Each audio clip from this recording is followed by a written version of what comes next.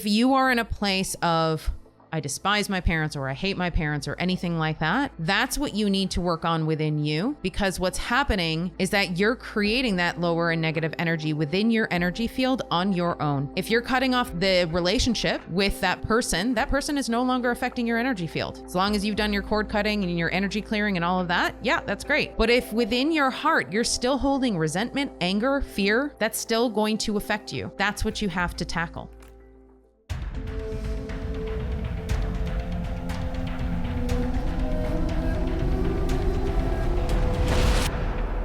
Welcome to the Akashic Recordings.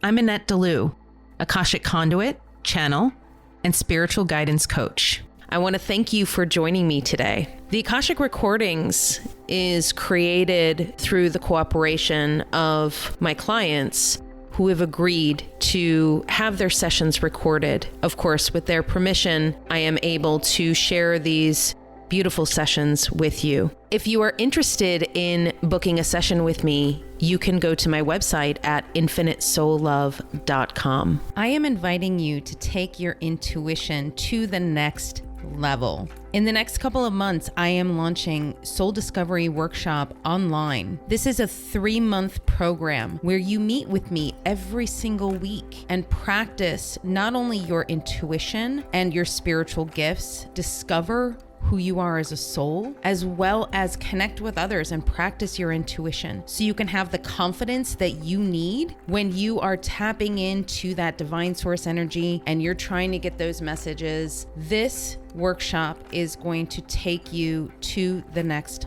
level. You will also start to learn how to access your own Akashic records. I will teach you how to clear vows and ancestral line traumas. The spots are limited, so I'm going to open registration for a limited amount of time. If you are interested in joining us in this beautiful group of like-minded souls, head to my website at infinitesoullove.com. There you can head to the contact page and fill out the form, put in the message Soul Discovery Workshop, and I will put you on the waiting list. Freya came to me with some basic questions about soul purpose, soul origin, and life purpose. The most intriguing portion of this session was talking about her family dynamics. When we have dynamics that have been playing out for maybe even lifetimes, we have these cycles that continue over and over again. And we discuss how you can move out of these cycles and start cultivating healthy family dynamics.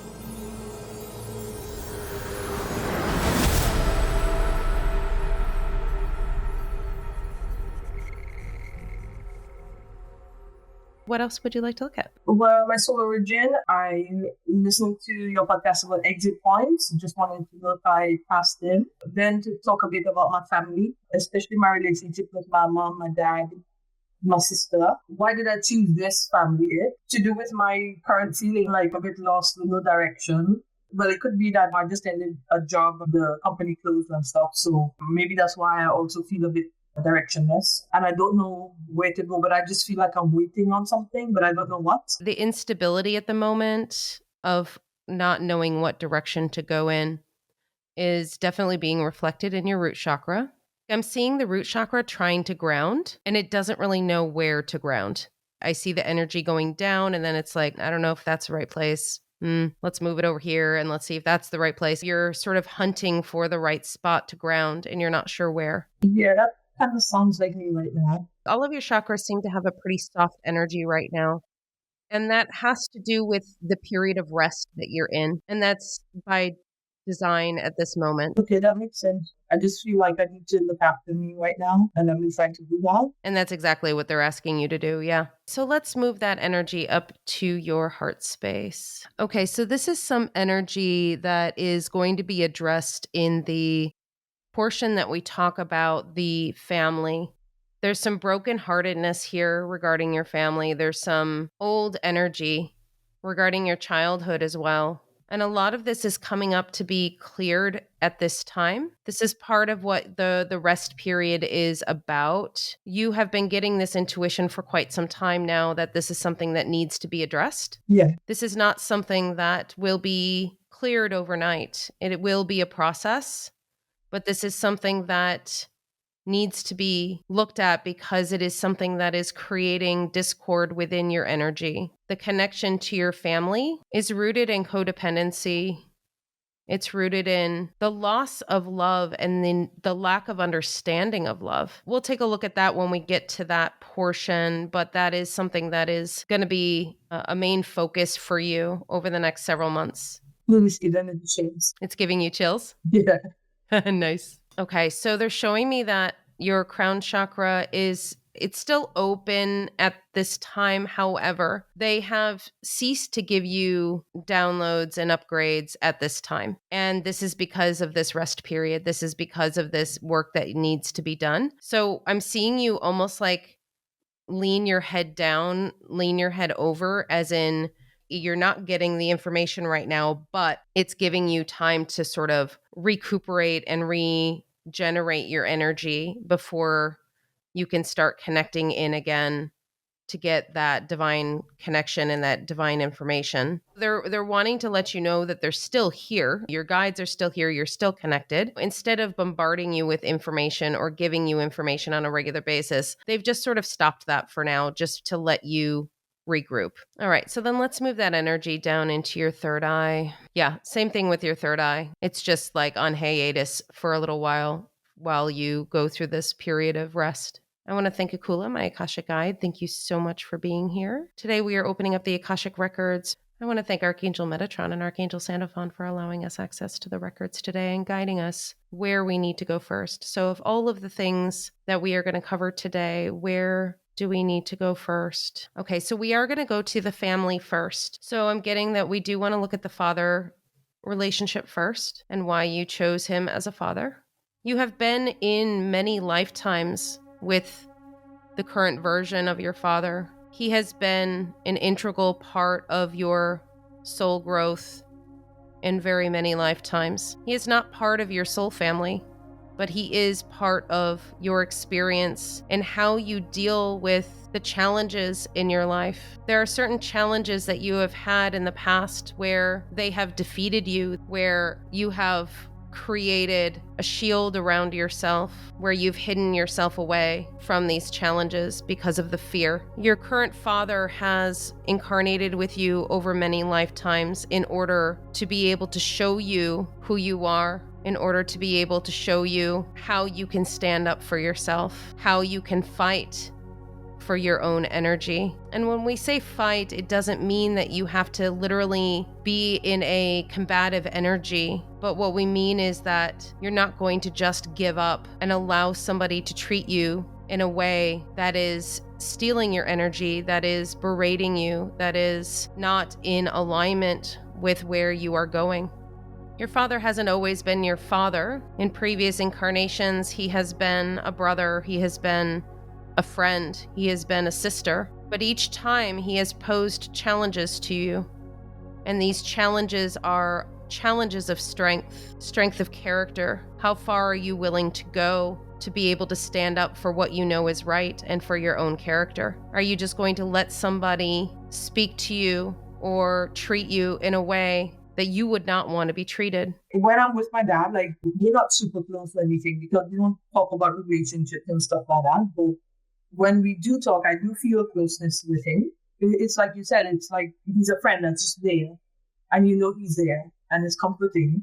I can't say that we communicate that much, you know. He's not a big talker. He can spend 11 seconds on the phone and find out everything he needs to know. My personal feeling right now, because right now I have a bit of resentment toward my mom, that she tries to control everything, even though I'm not in the same country. She tries to control my life. And also their relationship and their dynamic is, in my thinking, that has nothing to do with us. She holds on to a lot of resentment as well. And I don't want to do this. I don't want to hold on to hating somebody or remembering the bad that they did. I just want to leave it and move on, you know? Right. And so we don't see eye to eye on that. It's interesting when we see somebody show up in our three-dimensional lives that is seemingly the opposite of what they're here to help us with. Yeah. So your dad is here to help you with standing up for yourself and not tolerating that type of behavior in somebody else. And in the past, he has shown up in your life as a contrasting energy. So when I see you two as sisters, he's constantly like sort of nitpicking you, just constantly picking at you. Mhm. And enough to the point where you have to say that's enough. I can't do this anymore. Like stop picking at me. Stop making fun of me. Stop whatever it is you're doing. He's played various different roles. Yeah. Now, the interesting part that is unfolding in this lifetime is that he is playing the example right now of what you do not want. Right. So you're seeing him be overtaken by your mother's energy, and you see that that's not something that you want. You're seeing him not communicate his feelings, and you're saying, that's not what I want. You're seeing him retreat similarly to the way that you did Mhm. in that lifetime I was just looking at, where you would just put this shield around you and retreat into yourself and give up. That's kind of what he's doing as well. He's not connecting into his feelings and his emotions. And these are the things that sometimes when other people incarnate in our lives, they will incarnate it as the very things that we don't want to be, so we can see the example of it. Yeah. So you've grown up with him and his behavior and the way that he is this entire time. And so you can see it and say, oh, I don't want to do that again. And he's also reminding you of that lifetime that you did do that. And you're like, all right, yep, don't want to do that again. Yeah. Okay. It is sort of those situations where we choose to have experiences that remind us of what we did in the past and say, remember how that turned out last time? Yeah, we don't want to do that again. It's a subconscious remembering, because obviously if you're not necessarily accessing all of these past lives right away, then you're not going to really know, but it's always in your soul signature, and you're always going to know intuitively that, oh yeah, okay, I remember being there before, right? Your relationship with him and his family has been one in the same. It is something that this entire experience that you have had with him has been about you being stronger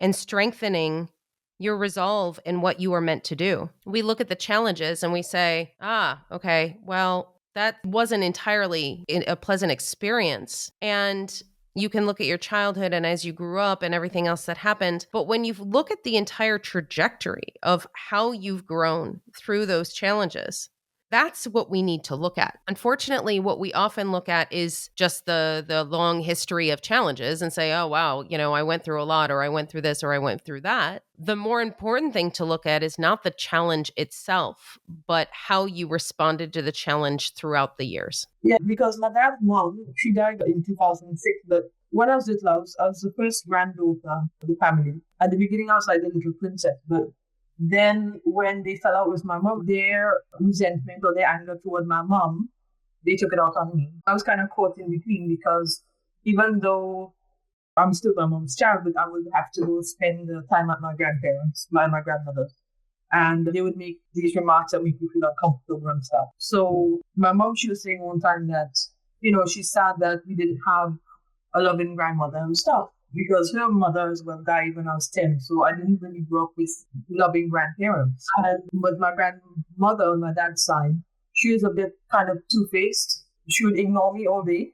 And then when my dad comes, she would hug me and so like, oh, yeah, she's my nice child. And I'm like, what's wrong with this lady, I remember when I was little, I was thinking, did I miss something, And so, but I was telling my mom, I said, actually, her being the way she is, gave me a very good intuition about people.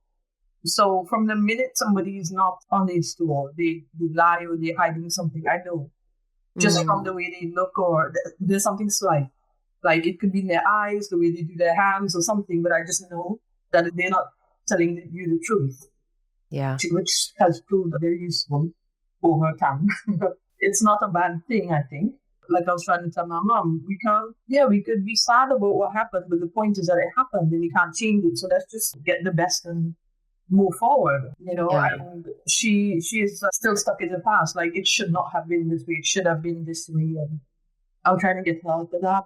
One of the things they're showing me as well about your grandparents is that part of the reason why you didn't have a close relationship with them and that you didn't know your other set of grandparents was that oftentimes if you are a light worker who incarnates into a particular ancestral line, you do sort of inherit those ancestral traumas, and the part of the job is to just work with them, possibly transmute them, possibly clear them. You did not want to do that because there was a lot on both sides, and that's not what you came here to do. You didn't come here to help each ancestral line. You incarnated in a family where you could be, in fact, as disconnected from the ancestral line as you possibly could. And that helped you. It helped you to not inherit some of the trauma that your mom has that you don't have. Growing up, I did feel, I used to think that I didn't have emotions because I wouldn't feel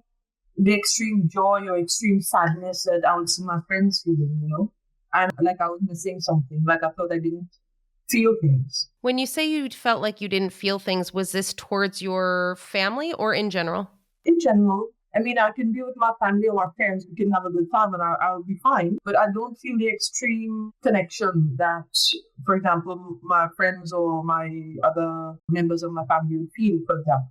I think I was kind of numb to a lot of things because of my mom.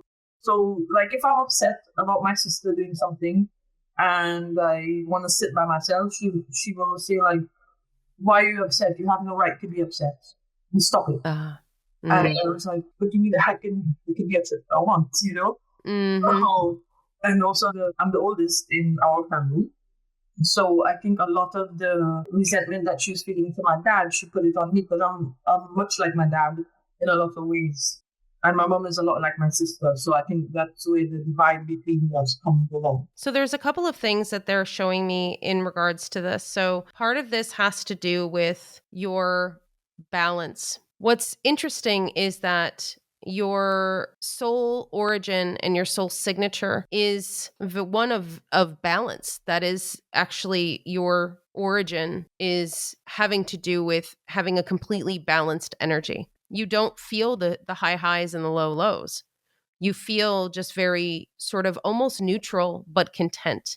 Okay. Yeah. So that is sort of the nature of your soul in general. But then when you look at other people and their experiences and they have those high highs and low lows, you feel like that is something that you must have in order to be a successful human, let's say. And that is not necessarily the case. To be able to have connection, and this is the important piece, to have connection with others without having the high highs and the low lows is where you want to be in that balance of what we would call non-attachment. Right. The difference between that, which is your natural soul's origin, and what you were experiencing as a child was a combination of two things. So it was a combination of the soul signature as well as your mom sort of conditioning you to hide your emotions or to suppress your emotions in some way. For you, being the soul that you are, it seems like a natural thing to do because if you suppress your emotions, it gives you the simulation of feeling in that balanced state, which is something that you're used to. Yeah.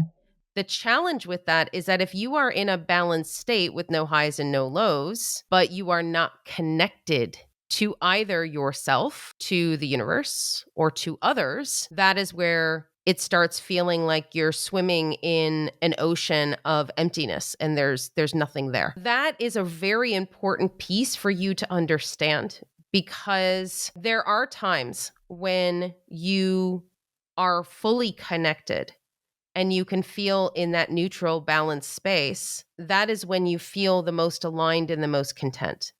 It is when you are disconnected, not only from others, but from yourself and from the universe, that is where you feel the most lost. So we're going to dive into your soul's origin right now to see what it is about your soul that has this ability to be the observer so naturally. When your soul individualized, we want to be clear about how your soul individualized and where you came from, because it is important to know how you came to this balance so readily and so easily. It is your natural state, as Annette said. When you individualized from divine source energy, you did so with every single signature of the divine intact. Sometimes when people individualize from divine source energy, there are parts of divine source energy that get broken, distorted, changed in some way through the process of the individualization. Your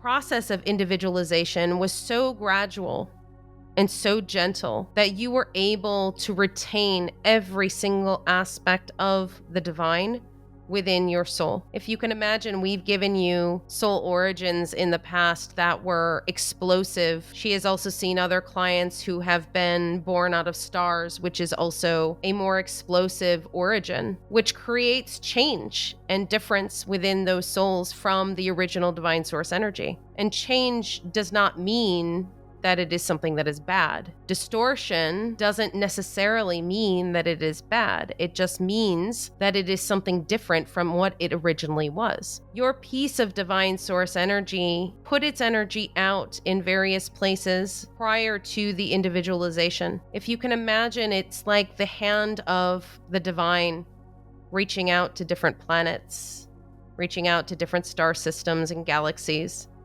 and experiencing them without individualization, and then eventually being able to individualize through a process that is akin to an atom splitting, where it just creates a second entity out of the same energy. Now, you might think that that is an explosive situation, but it is not. It is something that is quite natural. Just as an egg splits into two, and then it separates into more cells and more cells and more cells until it creates a being. That is essentially what your soul did. After this, you decided to incarnate in the highest vibrational place possible, because you knew that if you were to dive down into an earthly experience straight after the individualization, it would have destroyed you as a soul. So you very gradually went from divine source energy as a whole, as a collective, to the higher councils, the higher planetary beings. There are thousands of higher planetary civilizations. You went to several of them. You learned from them. You saw what they were doing and what they were trying to accomplish. From this perspective, your right intuition about being the observer is exactly what you were. You went and observed all of these different civilizations. They taught you everything they knew, and you were able to carry that with you. Your soul has always had a very gentle energy, a very inviting, accepting energy, and you are able to mold yourself into any situation that you're in. You connect more to the higher frequencies, and you have done so for a much longer time than you've been in lower frequencies.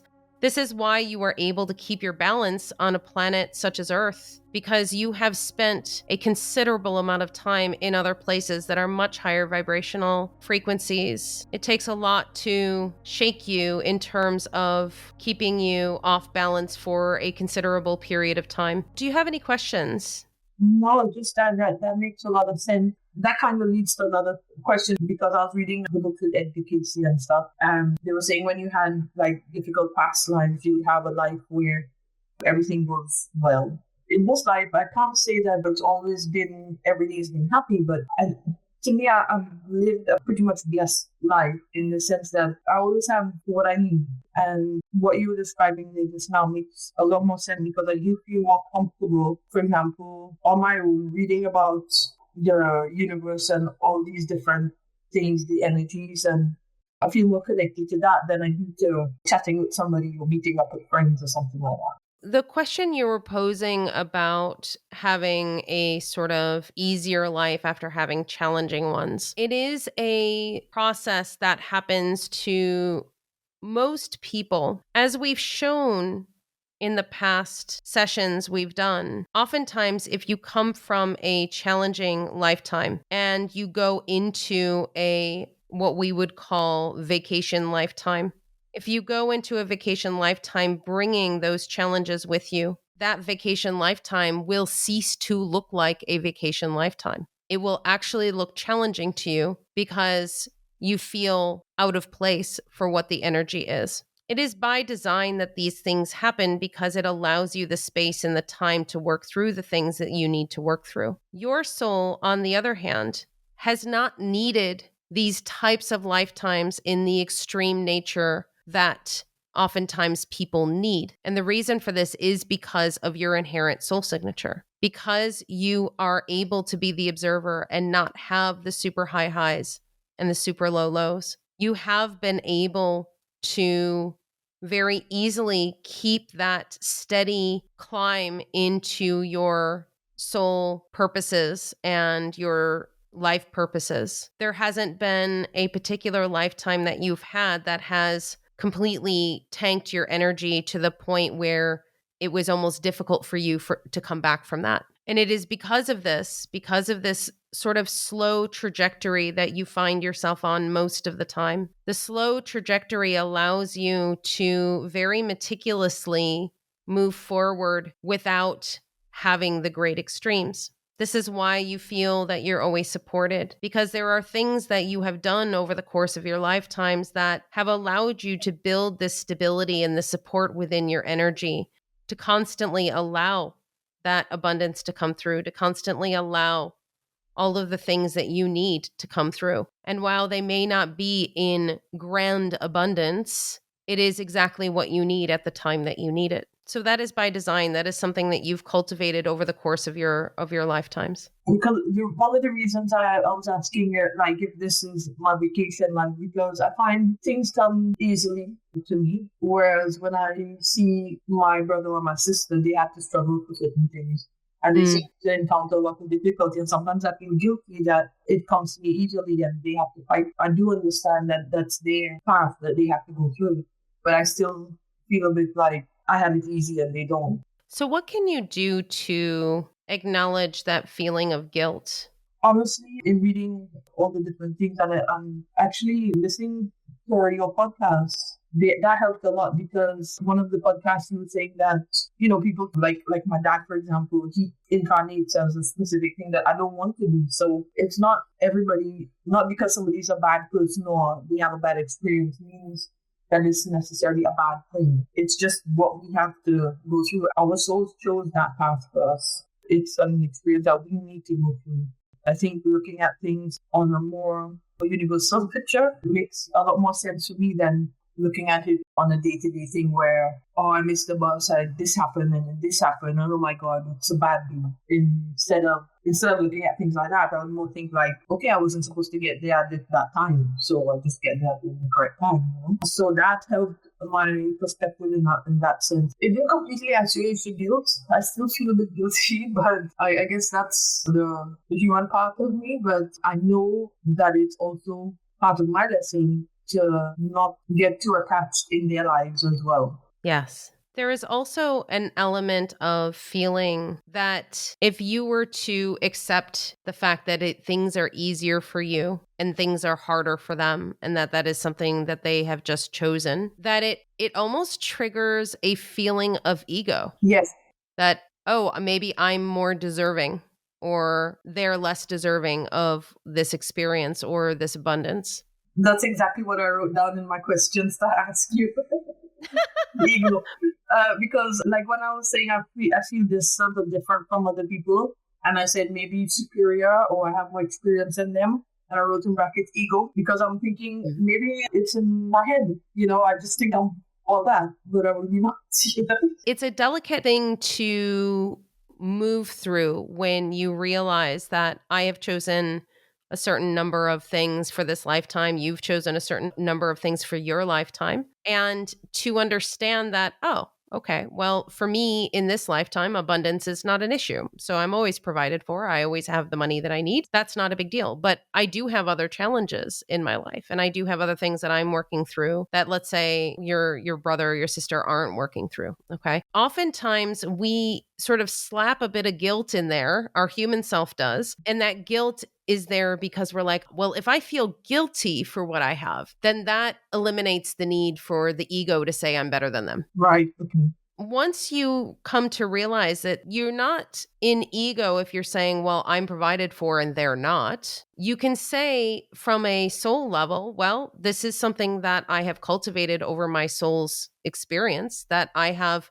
set myself up to be able to have this abundance lifetime over lifetime because of the way that I've chosen to go on my path. And my brother and sister, let's say they've chosen a different path and that's their choice. It's not that they are any more or less deserving of something. It is just simply a choice that they've made. Yeah. So when you look at it from that perspective, that it is simply a choice, it is simply a choice, it is what your soul has decided to do, then it takes the ego out of it entirely. With my sister, what's my history with her? I think there's some jealousy, there's some resentment and everything mixed in with my mom. Right at the moment, we don't talk. We haven't spoken since 3 years. And everybody says, it's your sister, you should talk. And I was like, when you have to talk, you'll talk. I can't continue to condone the behavior that she has that I don't like. And I can't continue to put myself in that position anymore. However, at some point we're both going to evolve. When you're trying to explain that to the family, they don't get it. So I just want to give you the validation that you need,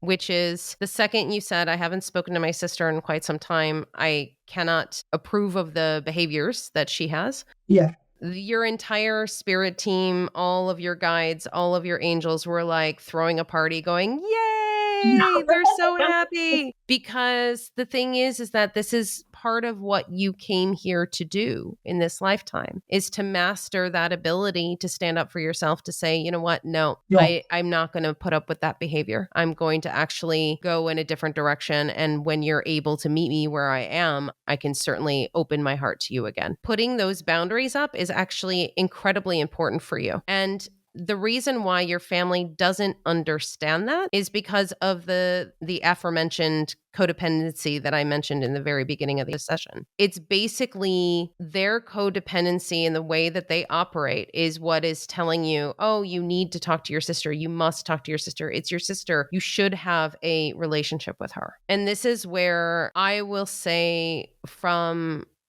my guides and from everybody who is understanding what unconditional love is, you can certainly send love from afar. You can certainly sit down in meditation and think of your sister and send her love, or have a brief conversation with her in the 5D if you wanted to. But you do not need to have a physical relationship with her unless it is in a place where you feel it's healthy for the both of you. Does this mean that you continue to just not speak to her for however long?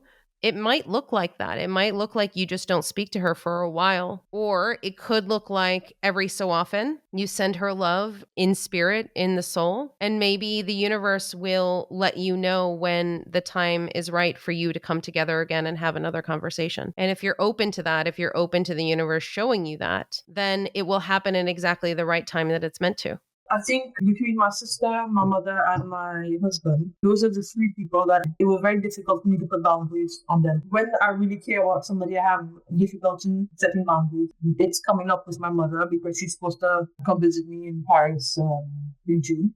On one hand, she's a very strong lady, and sometimes she plays a victim, and I don't like when she does that because I know how strong she is. Mm-hmm. And she tries to do the manipulation guilt thing. You all need to talk, and then she'll cry. And because my brother doesn't talk to my sister either. Her idea, rather than sitting down, okay, I understand why you don't want to talk to her. When you're ready, you can do it. She's gonna cry and be like, I don't live long anymore. My brother and I look at her like, cry if you want. That's not gonna affect our actions. Mm-hmm. When it's time for us to talk to her, when we're ready, we will. But it's not going to be on your time. It's going to be on our time. Yeah. And my mom, she tries the manipulation thing. It doesn't work. And then she pretends like, okay, no, I wasn't doing that. And that's what irritates me because I can see it. With my sister, I'm just wondering if we have this tension between us, if it's over several lives or if it's just this life it's starting. Because she seems to resent the attention that I used to get when I was younger, especially from my dad and my mom. One of the things that I'm feeling guided to mention regarding your mother, and we'll get to her shortly. One thing that you can do when she comes to visit is if she starts down the path of, oh, you should really talk to your sister. Oh, you should really do this. Oh, why aren't you doing that? Or if she's trying to control. You can simply ask her the question, how are you feeling, Mom? Are you okay? What is it that you're really worried about? What is happening when people ask questions or say, you should do this, or why aren't you doing that? It is simply out of their own fear or their own challenges that they're having that they don't know how to express. Sometimes it's that she loves you and she wants you to know that she loves you, and she wants you to know that she wants you to be happy. She loves your sister. She wants your sister to be happy. She sees maybe your sister in pain and wants her to be someone who is feeling loved. It's about really investigating the reasons why your mom is doing these things. Why is this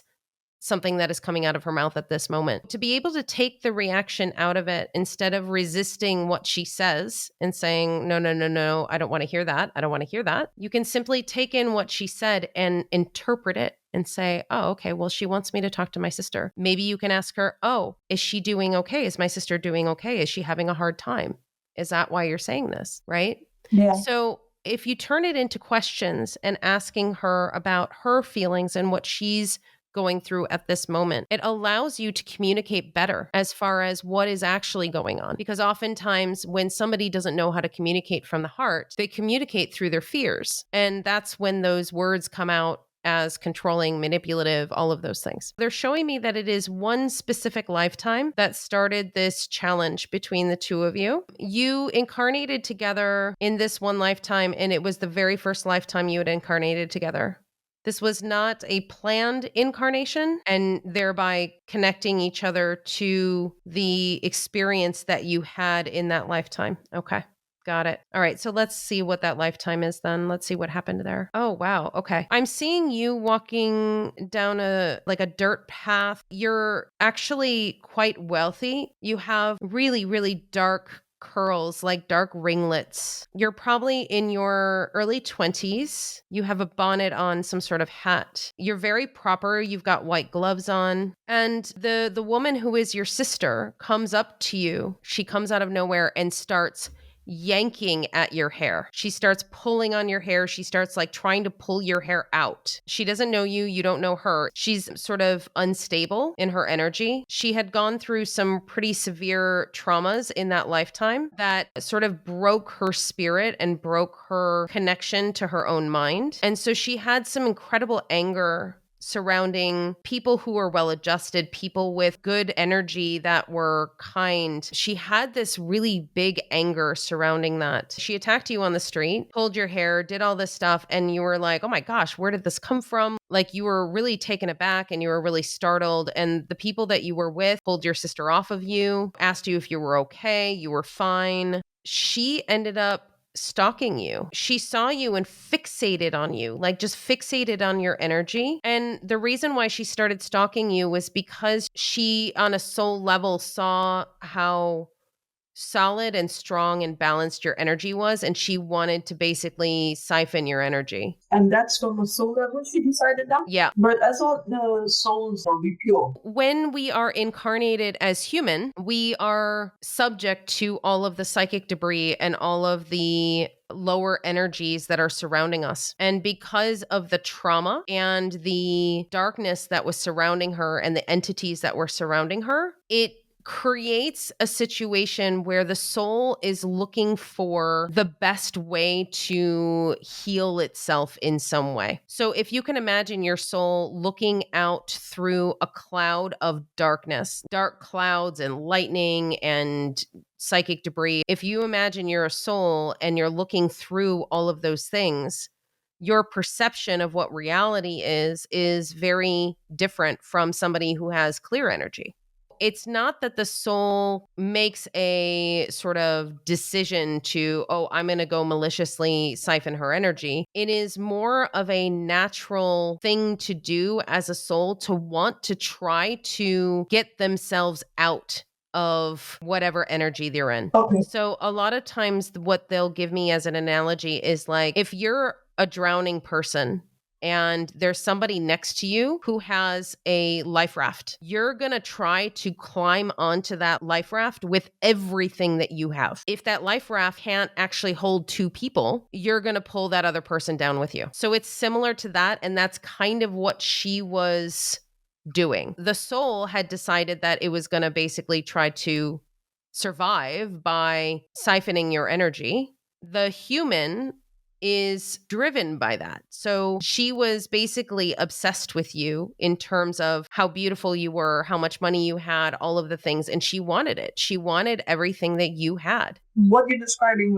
in that past life, that's kind of how she was in this life as well. When we were little, we used to literally fight, physical fights, and she used to provide. So Wow. that's Yeah. And so there is a little bit more to the story as well. And this will give you an idea as to why you've incarnated with her again. She kept on going to your house. She kept on following you places. She would scream at you from the street when you were at your house. It got to be really intense and very unsettling for you. So it got to the point where you called the police and you asked them to take her away. And because you were somebody who had money and influence, you were able to basically decide her fate. The police asked, did you want to have her locked away? And you said yes. And so you basically had her locked away in an institution.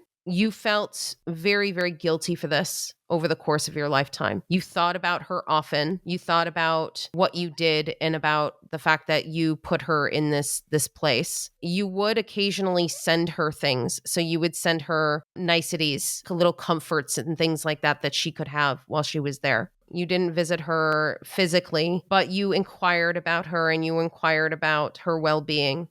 You heard that she was getting progressively worse and worse and worse the longer she was in this place. You heard that she was being even further abused in this place. Now, granted, you were not aware of the abuse she had earlier in her life, but it was compounded by the abuse she was receiving in this institution. And so you felt just helpless to do anything about it because you felt that you made her situation worse as opposed to better. Yeah.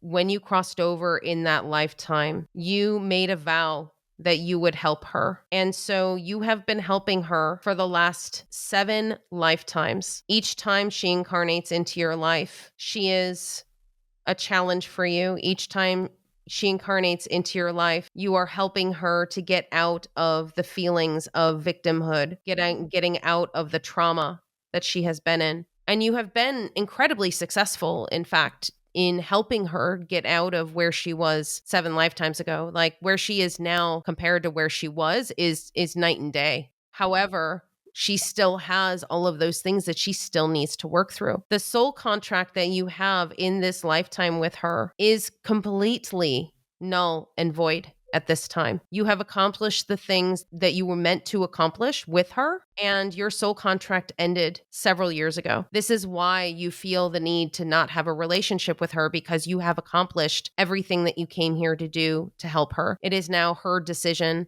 and her journey and her choice to move forward on her path the way that she is meant to. You are not meant to help her any further on this path. Okay, so does this mean that it is up to her whether or not she has a relationship with her moving forward? Yes, it is your free will decision to have a relationship with your sister or not. When I used to talk to her before, that we would go through periods where we're very close. So it's like my mom, she started to connect a triangle between my sister, myself, and my brother, but it's not sticking anymore. Before, she would be between the 3 of us, and she would talk about us with my sister. She would talk about my brother and sister with me, and so she'd keep going. But now she can't do that. Now my mom has the opportunity to sort out things with my sister on one hand, with me on one hand, and with my brother on the other hand separately, and not mix it all up as she did before. I think as well, when my sister and I, when we go through periods where we're very close, I think my mom used to get a bit jealous as well. Sometimes we would close the bedroom door and we'd, be chatting and talking and laughing and stuff. And my mom, she would come and open the door and be like, why are you locking this door? Who told you can lock this door? Yeah. So I think she prefers sometimes when we talk, we're in contact, but we kind of mildly hate each other. So because it makes her the closest person to each of us. Then. Yeah. Well, and also she doesn't feel left out. Yeah. I think because my mom is the last in a family of 10. Oh, wow. At that time, they were making kids all over the place. Yeah, right? My dad's family is 13, so... Wow. Oh, my goodness. Yeah, that's a lot. Yeah, imagine the family reunions. Oh, my goodness. So my mommy, when she was growing up, like her brothers and sisters, they were much older than she was, and they went off to school, they went off to work, they moved to Canada and stuff. So she was kind of, left kind of on her own at the end, So she probably always felt a bit left out. Like she wasn't one of the ones that moved to Canada. She stayed in Trinidad. Being the observer that I am, I can see it, but I can't tell them. And that is very true because you can see the connection between your mom and your sister in terms of both of them feeling less than, both of them feeling left out, both of them feeling that they were the ones left behind. Those abandonment issues that both of them have are the things that continue to permeate through both of their experiences. When you see somebody who doesn't have the same issues that you do, or you see somebody who you deem as having a better life than you, it does create resentment. Yeah. And it creates resentment in a way that is insidious, especially within a family unit, because you don't want to be resentful of your own children. Yeah. But yet, oftentimes that happens with parents where they see their kids having a much easier life or a much better life than they have had. And that is something that they've wanted for their children for so long because every parent would want their child to have a better life than them, except for the fact that when they do, they start getting resentful and jealous, and it creates all kinds of other emotions within them that are normal human emotions. But if you don't deal with them and if you don't actually understand that these are my feelings of inadequacy, this is my feeling of abandonment, I have to deal with this. This has nothing to do with my child. That's where a lot of parents fall short, is because they were never really taught that these are things that need to be addressed and worked through versus just sort of taking it out on everybody who you know. We don't talk about the feelings. We just tell you, you do what we say. Exactly. And that generational aspect of it is very important to recognize, because a lot of parents who were in that generation, which you and I are relatively the same age, there are so many parents who were just trying to survive and get through and figure out how to raise a family. And especially in a situation where you are coming from a different country and maybe there are other factors involved with how the person grew up and different cultures and that sort of thing. You have to take all of that into consideration. It's not that you haven't taken those things into consideration with your mom, because you have. It is the fact that when you see her, you still see her as somebody who is working against you. And what just needs to shift for you with her is similar to what I was saying earlier, which is instead of looking at her as somebody who's trying to hurt you, look at her as somebody who is really hurting, and go at it from the angle of asking her what she needs. And if you're in a position to give it to her, then do so. If you're not in a position to give it to her, then you can explain to her why. When I talk to her, even if she says one minor thing, my emotions come out first. And normally I'm not like that. So that's why as well I find it really difficult, because even if I'm in a normally emotional situation, I would be able to disconnect and view it objectively. But with my mom, with my sister, with these three people, I always get to the emotion before I distance myself. I can totally relate to that. I have been in the same way in the past with my mom and with my family, because sometimes you revert back to the 15-year-old version of yourself that is getting really annoyed at your parents. It's like feeling of, why couldn't my family be healthy and be in a place where they could love me the way that I needed to be loved?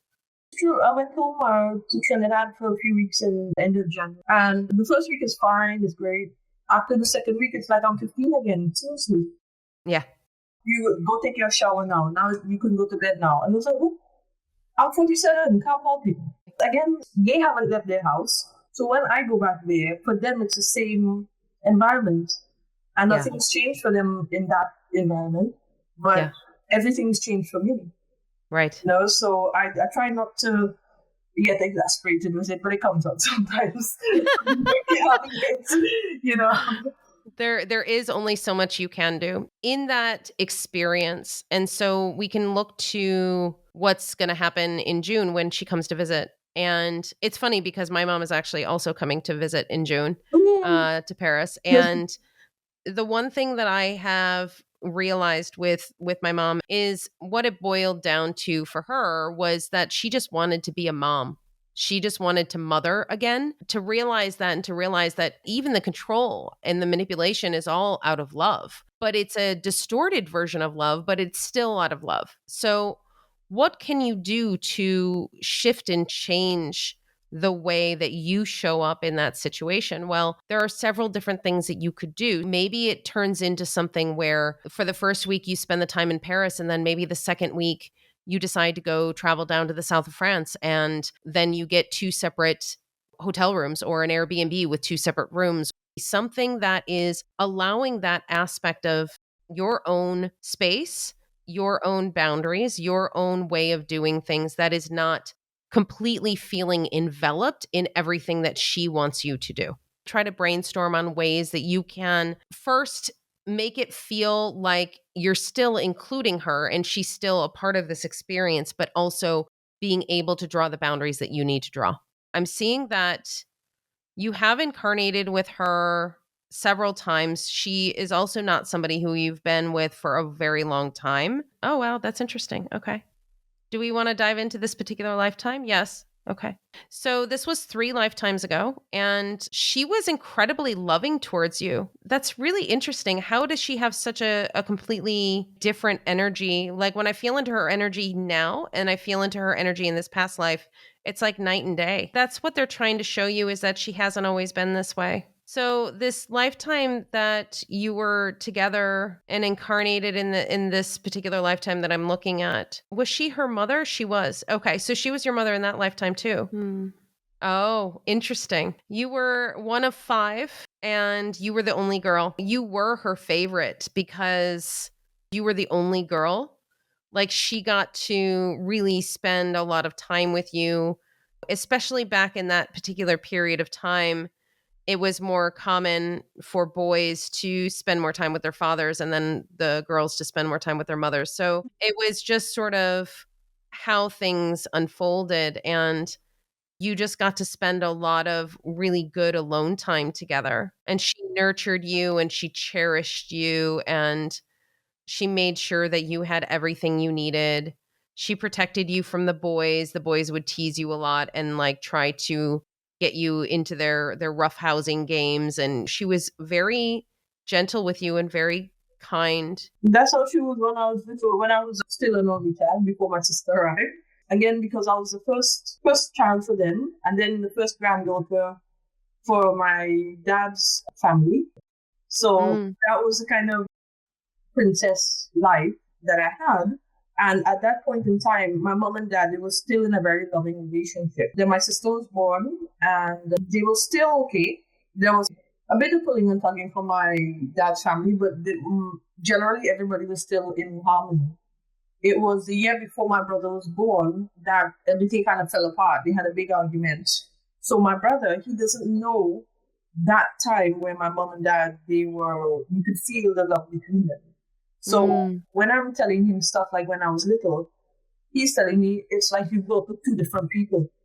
Right. I know these people because for him, they were always arguing and apart. And for me, they were cooking together and always hugging each other and stuff. And I was in the middle, you know. I was there in the origin story and they came after and they didn't know that. And they didn't experience that for themselves. And this is why they're bringing this up too, is that you really can pull in that energy of how you felt when you were a little girl, when your mom was very loving and when she was in a very loving space. And if you can look at her through those eyes and through the eyes of this this previous lifetime where she was very nurturing to you and very loving. If you can speak to her through the energy of that love and that memory of her, it will help to bring that version of her back out again, because it's still there. It's still in there. It's just covered up by a lot of her pain and her wounding right now. I wanted to address what you had asked earlier about you feeling sort of lost and stuck, not really knowing where to go. The guides have some messages for you regarding that. They want to let you know that this is absolutely where you need to be right now,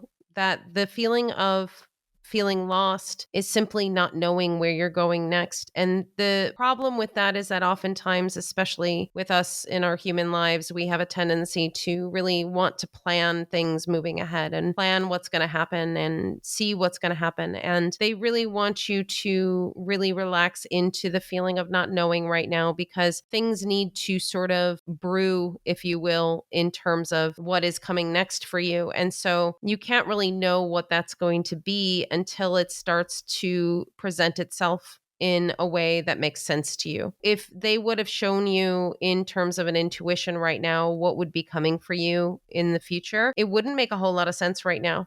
And there are reasons for this. Oftentimes, the changes that we notice in our lives that we can see coming are often the things that are just sort of predictable and things that we know are going to happen because it is sort of the current trajectory of our life. And what is happening for you right now is that the current trajectory of your life is changing. And so you're almost like a train, and the tracks are changing. So you're changing onto a different route, and the train is sort of in the process of changing onto that different route. And when you're in the process of changing, you can't see where you're going because you can't see the previous path anymore, because that's no longer part of the journey, but yet you don't really know where you're going yet. So that's in that in-between space you're in. And they're just asking you to be patient and basically roll with it. And eventually everything will become clear. Okay. When I went to Trinidad, I felt like I reconnected with myself, a different part of myself, because I met friends from school when I was in high school.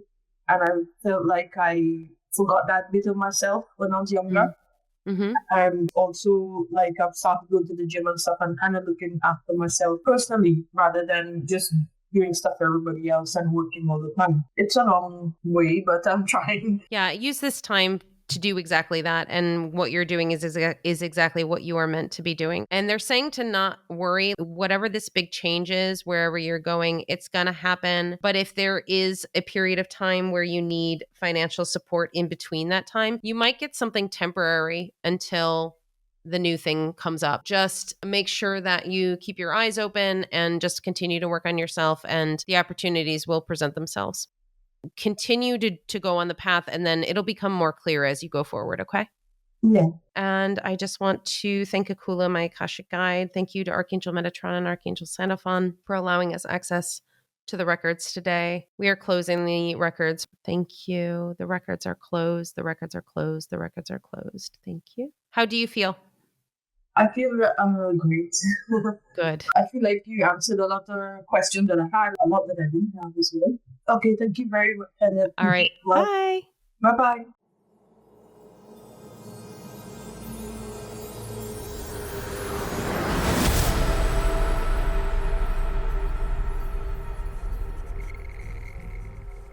Thank you so much to Freya for allowing us to record her session for the purposes of this podcast. Family dynamics can be challenging. They can be something that has been happening for your entire lifetime. What Freya realized in this session is that not only have the dynamics been playing out in this lifetime, but they've also been playing out in other lifetimes as well. It's almost like a puzzle that fits almost perfectly together in terms of your wounding. We have these decisions to make before we come to incarnate on this planet, and we decide which parents we're going to have. We decide which siblings we're going to have interactions with. The decision to be with certain siblings is a less pertinent than it is your parents, but we do decide these things prior to coming here. In Freya's case, it was about sort of making up for something that she had done in a previous life to her sister. Now, did she have to do that? Did she have to karmically, let's say, do something for her sister to help her in subsequent lifetimes? No, she really didn't. This was her soul choice. Her soul decided this person, this soul needs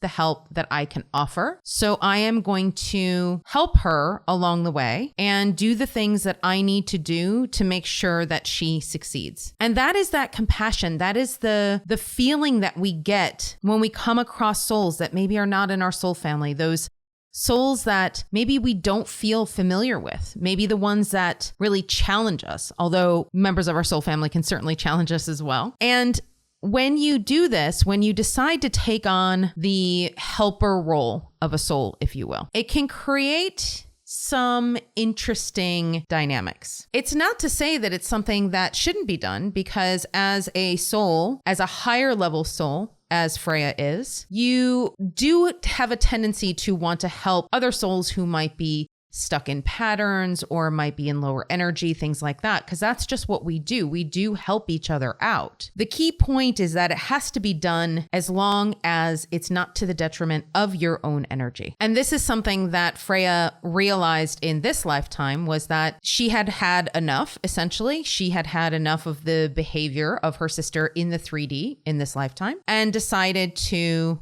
create some distance. Now, the fascinating thing about this is that her inherent desire to create this distance directly coincided with when their soul contract was complete. And that often happens as well. When our soul contracts are complete with somebody, they leave. They leave our life, or we leave their lives, or the universe just flows in that way. I can't count how many people in my life have literally just disappeared. And I'm not saying that in a bad way. It's like ex-boyfriends or something like that, where you break up and that's it. You never talk to each other again. I have plenty of exes that I still talk to, but there are those ones that you've never talked to again. And it's not that anything bad happened. It's just literally that they just disappeared. And that has happened to me with friends as well. And I do know, looking back on it now, that it was because we had a particular soul contract to achieve. And once it was done, there was literally no reason for us to be in each other's lives anymore. So that's pretty easy when it comes to friendships or relationships that are not family, because it is a bit easier to disentangle yourself from somebody and go on your separate paths without having any serious repercussions. When it comes to family, that's where things start getting a little tricky, because you have a situation like Freya does, where she wants to create distance between her and her sister because their relationship dynamic isn't healthy. And then you have her mom coming in and saying, hey, why don't you reconcile? Why don't you talk? Why don't you do this?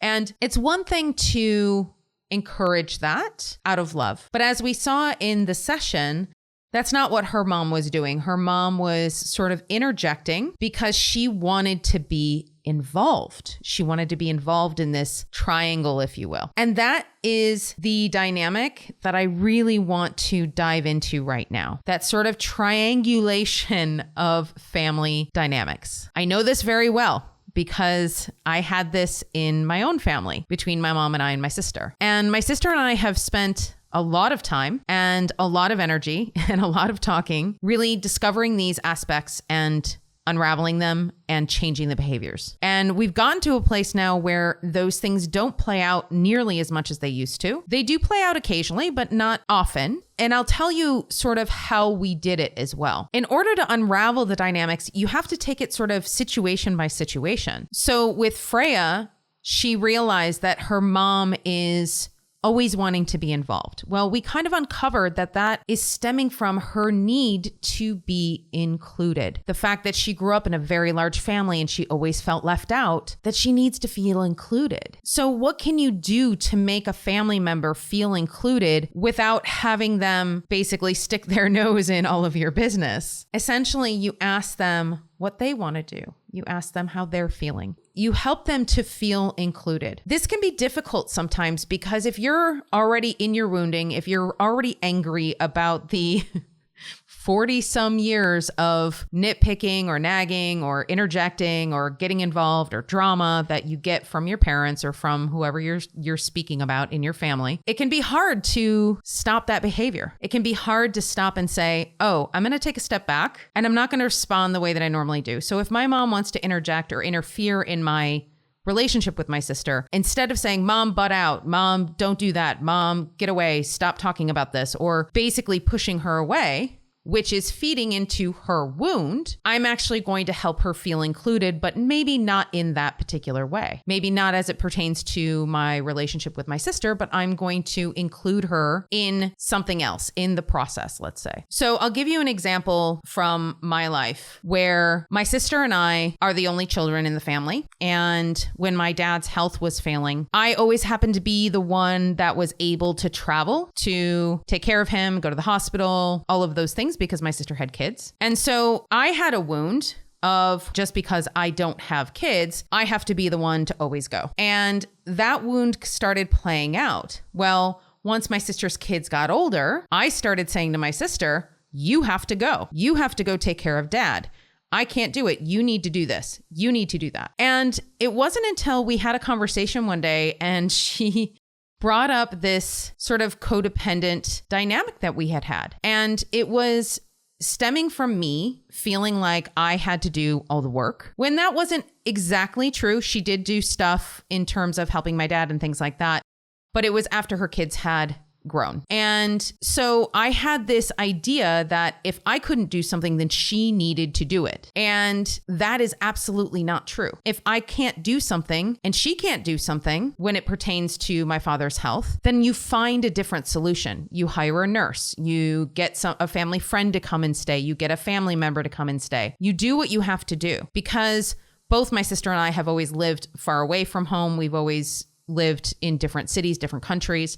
So for us, it has been difficult at times to be able to travel at a moment's notice, things like that. Then there is the obligation of it. And you know me, I always say, do not do anything out of obligation and do not take care of others if your cup is empty. So there were plenty of times back then where my cup was empty and I was still going to take care of my father. And there were times when I shouldn't have. There were times when I probably should have been taking care of myself. There are many, many examples of this throughout the course of my lifetime where it was my sister and I and my father, or my sister and I and my mom. And we uncovered something that was also really pertinent to this whole situation is that when we were kids, there was a portion of time where we made a vow, actually, that it was us against them, that it was her and I against my parents, whoever it happened to be, because my parents divorced when I was very young. And once we realized that that was sort of a vow that we had created, we understood that we had almost fed into this triangulation, this dynamic. Once we realized that, we were able to clear the vow, so that released a little bit more of that energy. So you see where I'm getting at? The dynamic has to be sort of pulled apart in pieces. So I'm using that example of me and my codependency and what I was doing. Okay, so take that out of it. And then my sister was working on some of her things that she needed to work out, so you pull that out of it.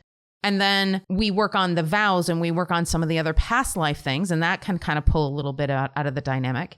And slowly but surely, you start having a healthier family dynamic. The thing that is hard sometimes is that when you are the more awakened person, when you are the more aware person about your wounding, about your shortcomings, about your vulnerabilities and your insecurities, you do have to be the one to be the bigger person, so to speak, or to be the one that is the observer of other people's wounding. And that can be exhausting sometimes, because if you're always the one that sees what is going on, then you are trying to accommodate, you're trying to unravel that family dynamic. And I can tell you right now, it is not all up to you. So remove yourself from that position of saying, I'm the more awakened one in my family. I have to be the one to do it all. Nope. Stay on your side of the street. So deal with things one thing at a time, the way that you can and the way that you need to. I'll give you another example from my life where I could see some of my mother's wounding, and it was something really silly. We were going to go to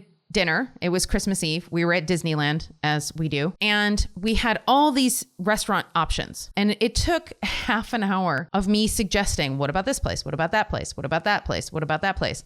And my mom's like, no. And I was like, okay, what do you want exactly? What is it that you want? Because I've named like 20 restaurants and you don't want to go to any of them. And she wasn't really telling me. And after about a half an hour, she's like, well, I have a lot of stuff in my jacket and I have a lot of stuff in my purse, and you have to go through security to go to the downtown Disney area to go to the restaurants. And she's like, I just don't want to have to go through security again and empty all my pockets and empty my purse and everything else. And I was just like, oh, okay. So this is her wounding of feeling like she doesn't want to inconvenience anybody, because that is something she definitely has. Feeling like her needs don't matter, that her needs don't come before everybody else's. But you can see how actually her not voicing that was creating an inconvenience for everybody else anyway, because we weren't able to actually go to dinner. We weren't able to go make a reservation. So what she did was finally say, I don't want to do that. And I was like, oh, great. Okay, Mom, next time, just tell us that right up front. So then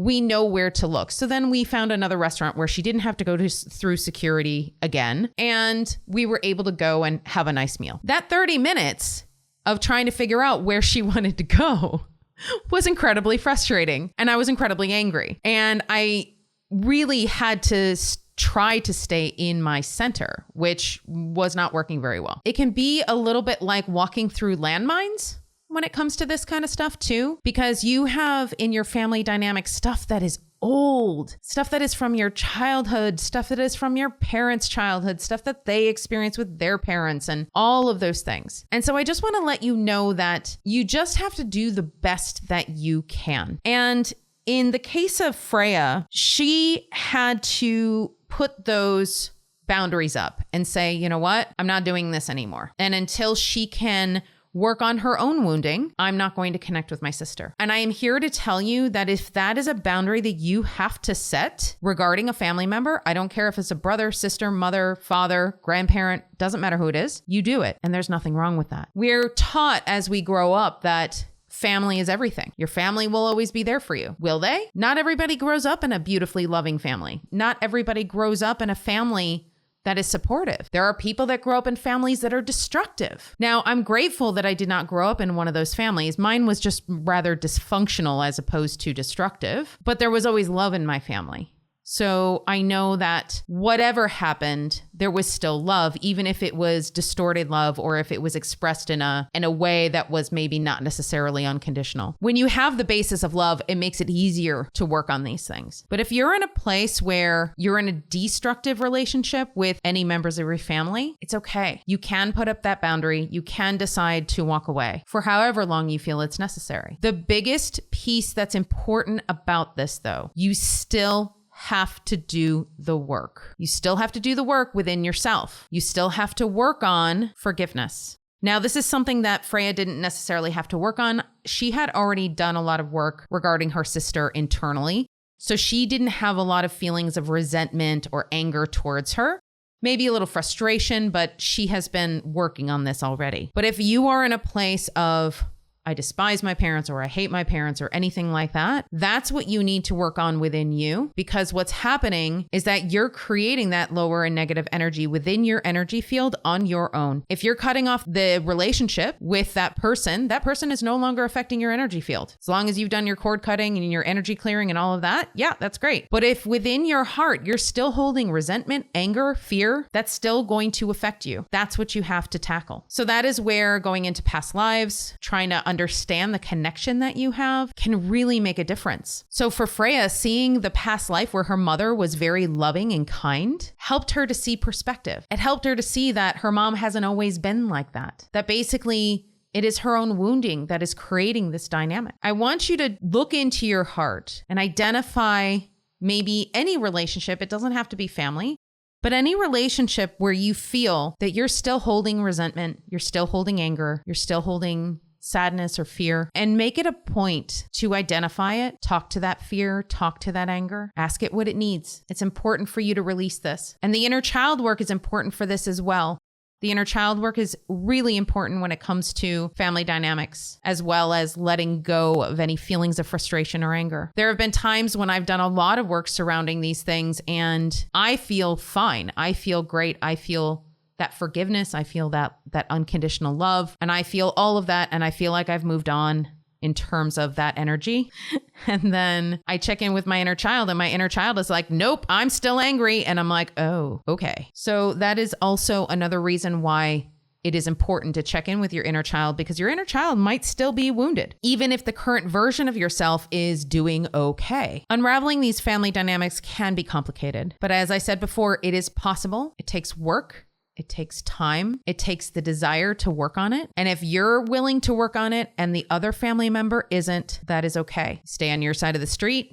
You work on what you can work on and draw the boundaries that you need to draw when you need to draw them. If you're enjoying this podcast, it would be really amazing if you could like, share, and subscribe. Wherever you listen to podcasts, whether it's Apple or Spotify, feel free to give it a review if you feel called. If you are following me on YouTube, make sure you subscribe and hit the bell so you are notified for every single new episode of the Akashic Recordings. If you feel called to book a session with me, you can always reach me at infinitesoullove.com, and you can book directly on my website. Thank you so much for all of your support, and I can't wait to connect with you next